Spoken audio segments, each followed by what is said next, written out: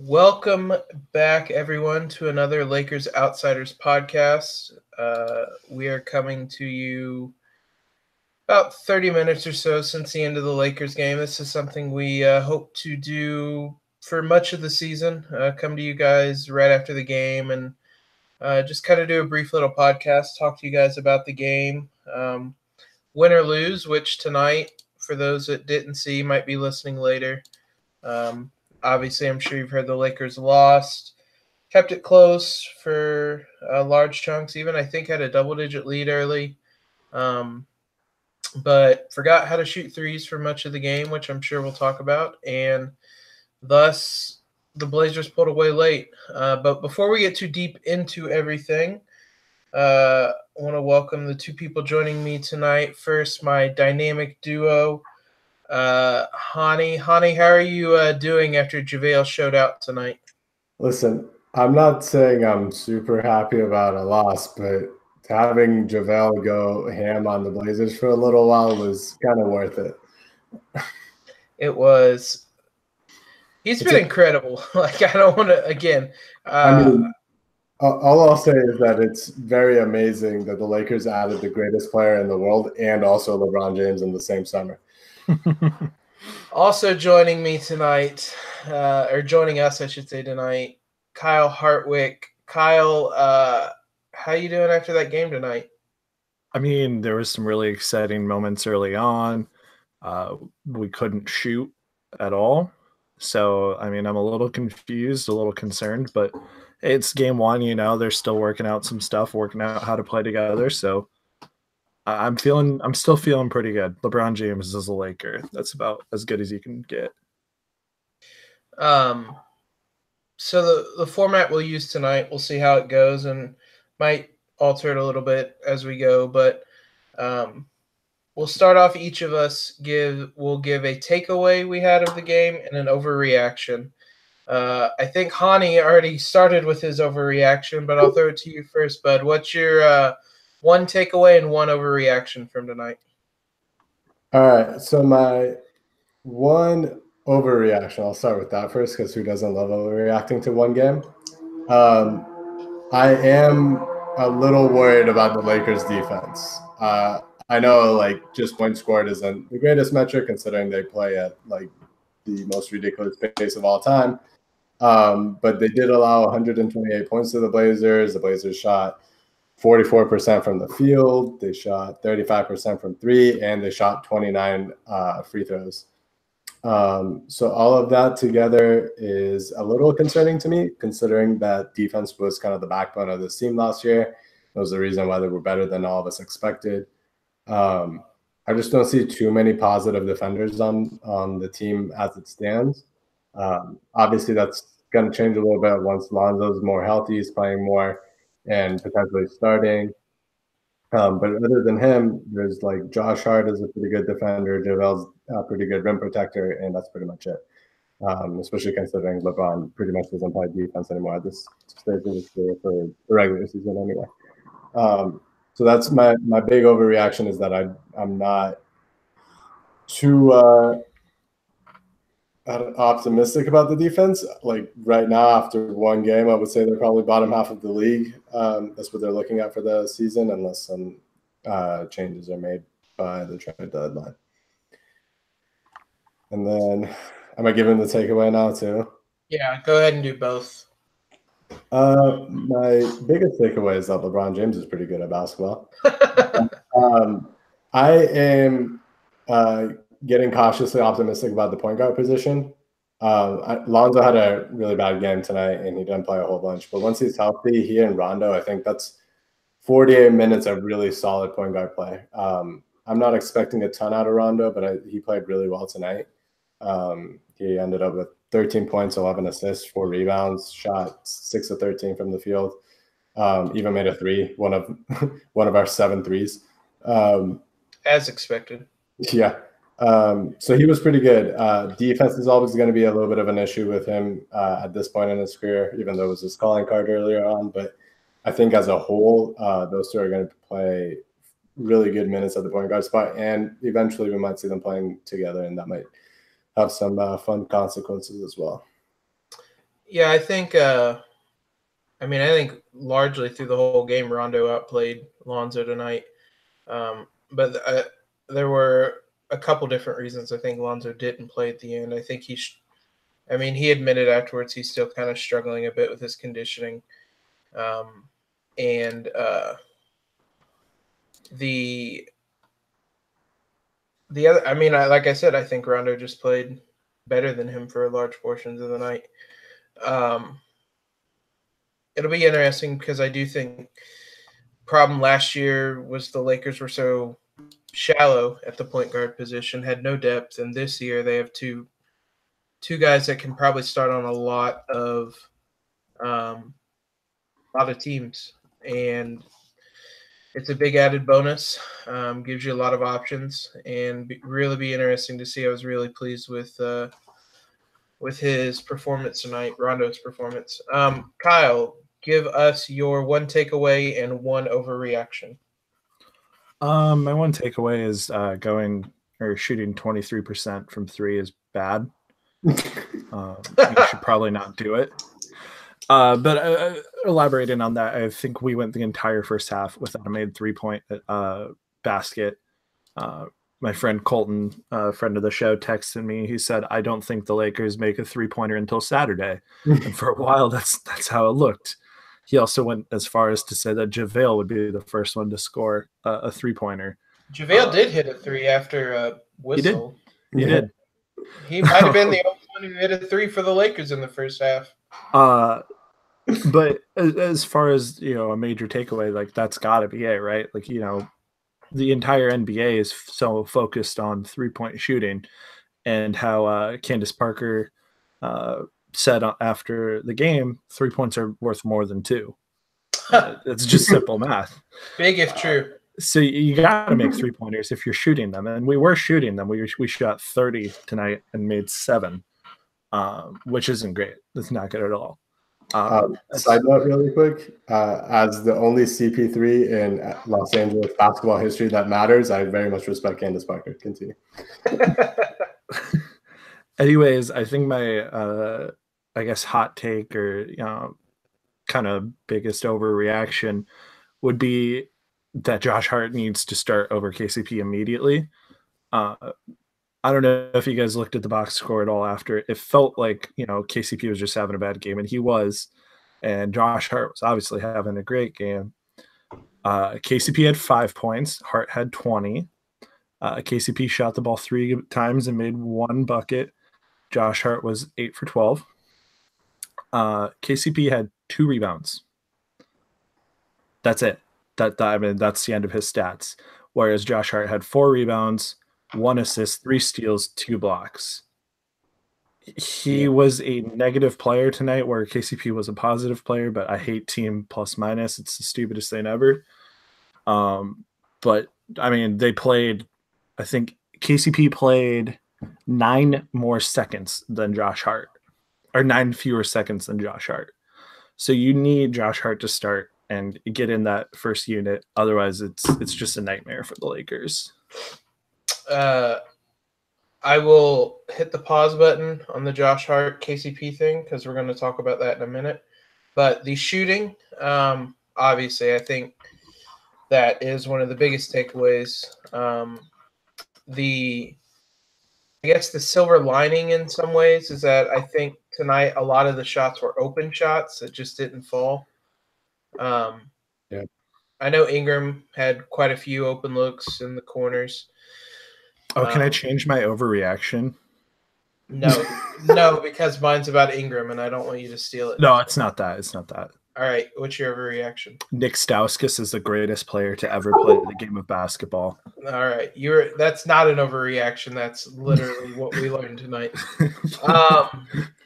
But yeah, right now there's just kind of a lot of confirmation bias because everybody said the Lakers wouldn't have shooting, and then they go out and shoot 7 of 30 from the 3-point line.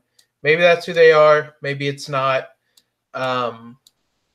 It's going to take more than a 1-game sample size to figure it out. But through 1 game, it wasn't great. Josh Hart had half of the 3-pointers made by the Lakers tonight, almost. So there's definitely needs to obviously be improvement there, but I think there were signs. I don't think the Lakers are going to be a 23% three-point shooting team this year.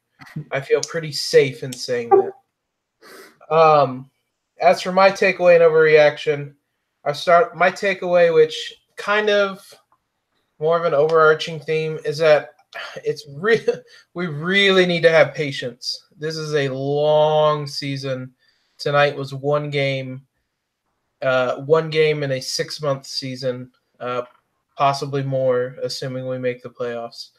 And it wasn't even just one game. It was one game, or it was the first game, the first real game that this team played together. This is the first time that LeBron's played a second half since June. So there needs to be quite a bit of patience here.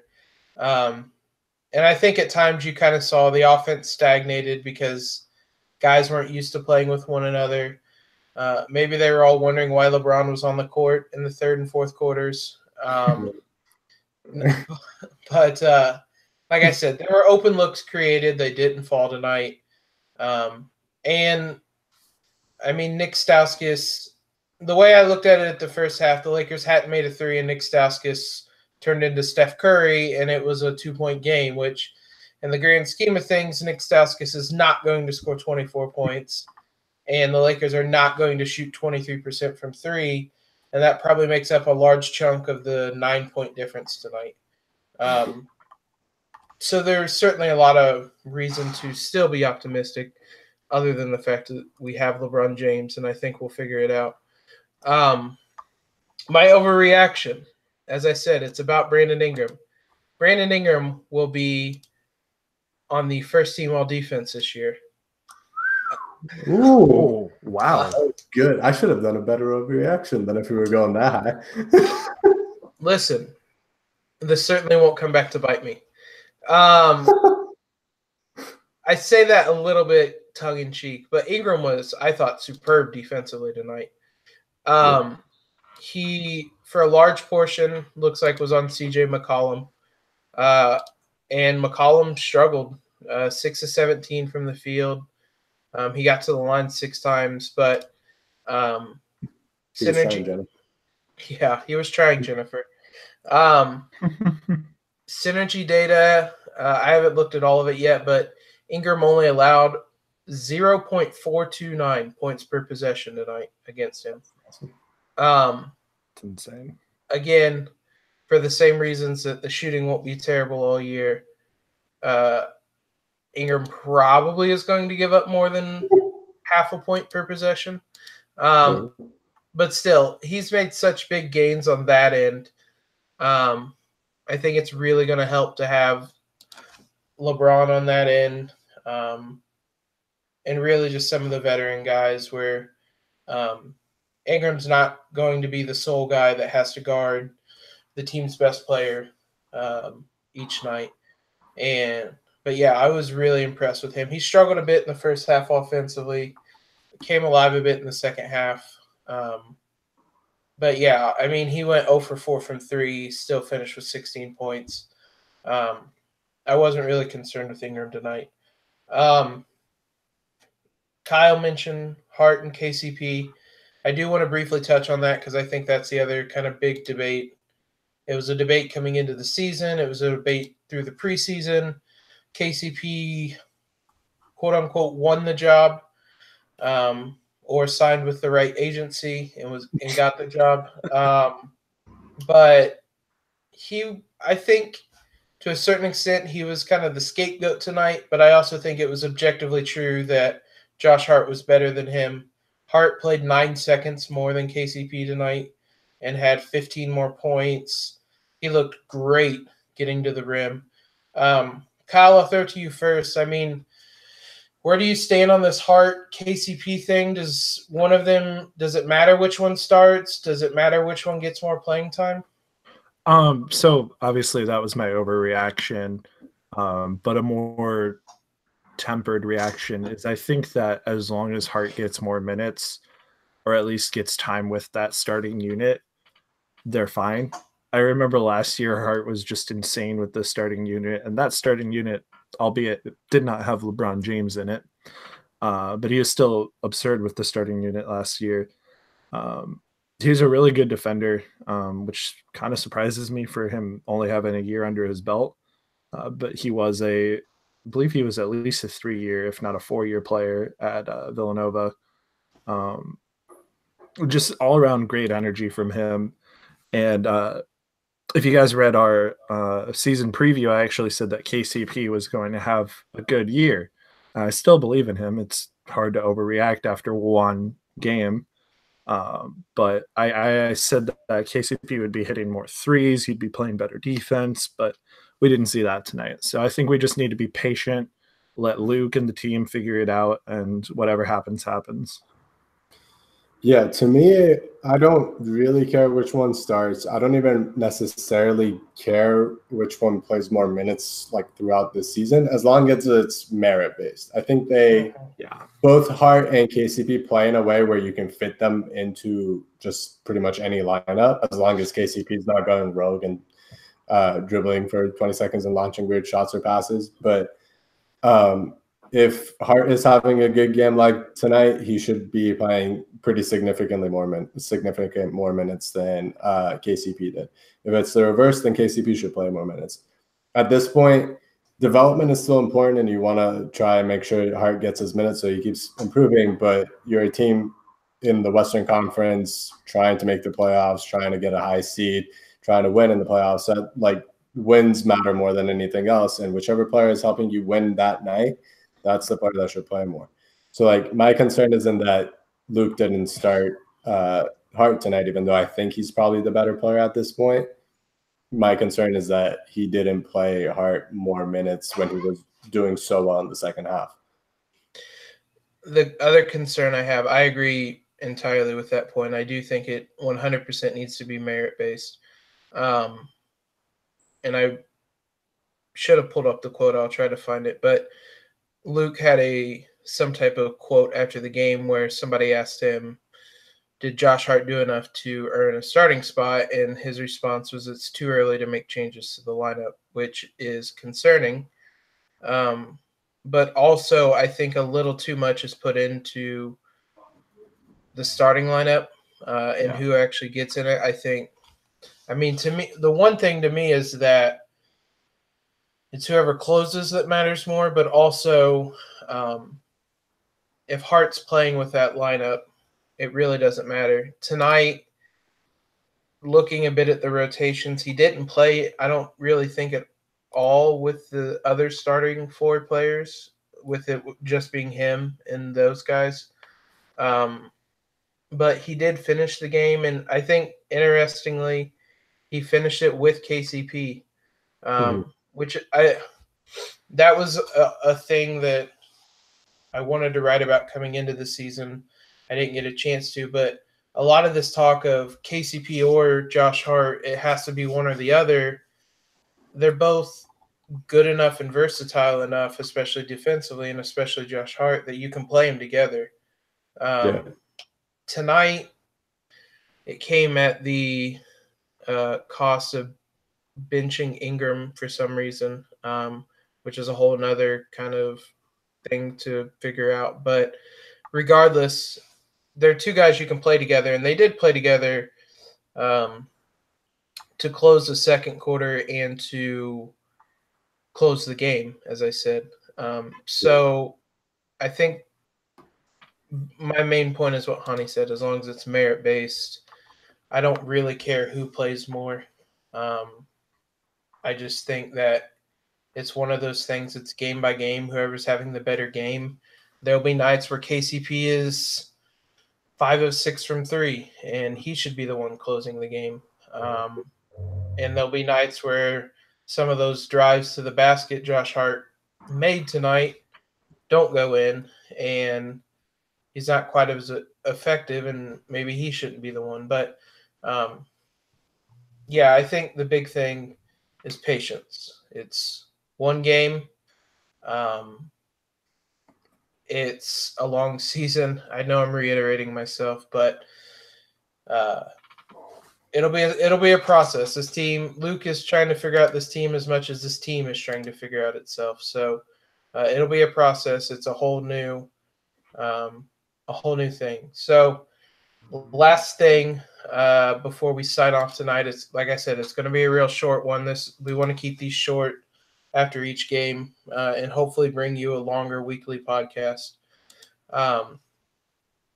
Lakers are back in action on Saturday. If you're listening to this before the game, there's not a whole lot to preview because there's not a whole lot of data to go off of. So they will host the Rockets in their home opener. Hani, what's one thing you're looking forward to in that game? I want to see how I'm assuming that the Rockets are going to come out a lot more focused, considering they got blown out by the Pelicans in their home opener. Thanks in part to my favorite Laker of all time, Julius Randle. R.I.P. JaVale is right there. Okay, non-Nevada division. It goes JaVale, Ramon Sessions, and then Julius Randle. Anyway, so I'm looking Nevada division. I'm sorry.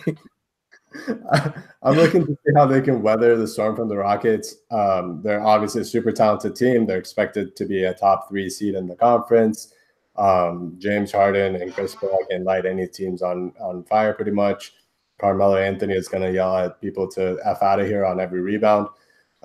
So kind of dealing with all of that, especially defensively, and how the pace kind of works with that. The Rockets love to run and run and gun as well. And they're going to shoot a lot more threes. So basically how the Lakers defend the three-point line and how they shoot from the three-point line might be the deciding factor. Kyle, what are you looking for? I'm looking forward to seeing 3 of the 4 banana boat crew back together on the court at the same time, obviously. No, it'll be interesting because, the main takeaway from today's game was that the Lakers didn't shoot well from 3, and the Rockets are really, really, really good at shooting 3-pointers. So it'll be interesting to see if maybe the Lakers go back to that same strategy, I guess, of abusing the paint because that's what they were given tonight. That's what they were able to take, at least from the Blazers. And I think they could be able to do that against the Rockets. It'll be an interesting game. It'll be like 160 to 158, but it'll be an interesting game. The Lakers only played at 113 pace today. But I say that because it sure felt a lot quicker. It was 116 in the first half. Yeah. It definitely slowed down in the second half and in the fourth quarter. Yeah, that game will be absurd. Because the Rockets will just gladly play at that pace.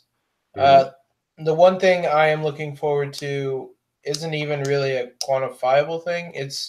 I'm just excited to see the energy for that game. The sequence tonight with LeBron's dunk, and then Lillard dunks it, and LeBron comes down and dunks it again. Blazers called a timeout, and it sounded like a Lakers home game. It was so loud. Yeah. And that was on the road, obviously. So I'm just excited to see what Staples is like now that the Lakers are good again, to be kind of blunt about it. That now that the Lakers aren't a young tanking team and have the best player in the world, what is that energy going to be like? If tonight was any example, then it's going to be great. So I'm really excited for that. Maybe that'll be enough for the team to kind of get over some of the shooting woes they might have and whatnot. I think certainly helped the Blazers quite a bit tonight. Just being at home, I know there's a lot of reasons why that they had a little bit of extra energy tonight, a little bit extra something to play for. But hopefully the Lakers are able to have similar, I guess, energy, similar passion from the fans on Saturday. So hopefully we will be with you on Saturday, be back with you and talk to you after the game. If you haven't already, subscribe to us on iTunes, follow us on Twitter at Lakers Outsiders. You can find the podcast on our website, which recently redesigned. If you haven't been there before or haven't been there lately, LakersOutsiders.com. We have all kinds of new stuff, new look. We have multimedia tabs with calendars that we'll be updating if you need a desktop calendar. Shout out to Dylan Heiser for awesome work on that for us. So, like I said, we'll be back with you guys on Saturday. Until then, catch you guys later. Shout out to Julius Randle.